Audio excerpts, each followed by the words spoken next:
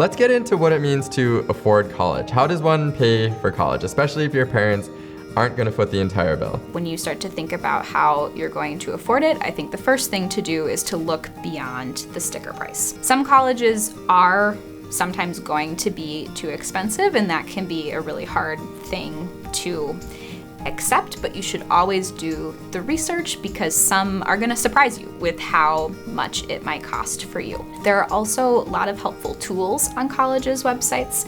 So all colleges have what's called a net price calculator, where you can get an estimation about what that will look like based on your family's financial situation. Definitely look into it because it can be a long process. It's a lot of questions to ask. There's a lot of things to go to or go through, but there is a lot to be learned. There are a few different places that are really important for you to start thinking about in terms of where am I gonna be able to get that funding for college. The first place you can think about is what kind of financial aid does that college offer?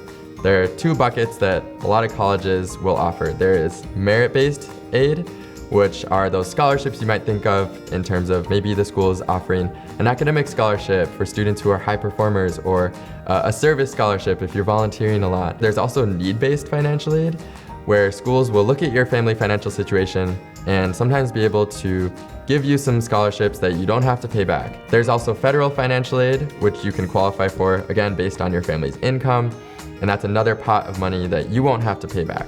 Another place that you can look for are those outside scholarships, outside of whatever schools and the government can give you. So it might sound too easy to be true, but scholarships.com is such a good place to start.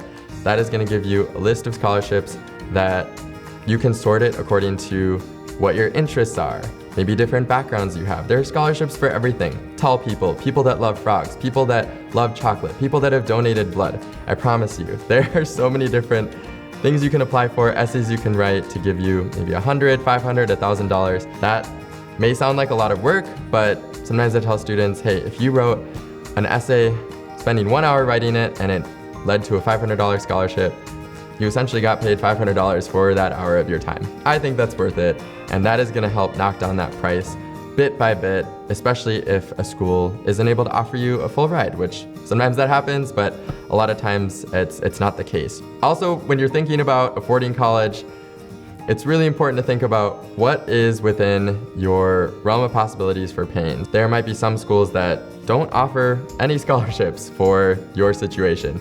And if there's no way that your family is going to be able to afford that college, there's nothing wrong with just taking that college off the list, because there's so many other schools that will be a good fit for you that can offer financial aid. Really look at the financial aid situation for each school. What can they offer you?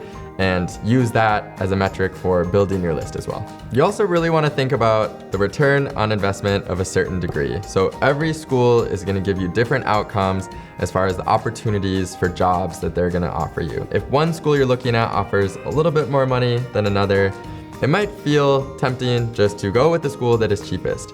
But you also want to think of the long-term game. Think, what is my life going to look like after college if I go to this school versus the other school? Maybe you can ask questions such as, what are alumni who graduated with this degree from this college doing? How much money are they making? What are their opportunities? Maybe the slightly more expensive college is actually going to give you some more opportunities in terms of money potential, different networks you have access to, and the skills that they provide you with to pursue that future. I want to encourage you, yes, the financial aid matters, but also ask schools, what is this degree going to do for me? And what are alumni able to do in the world once they're out of college with this degree?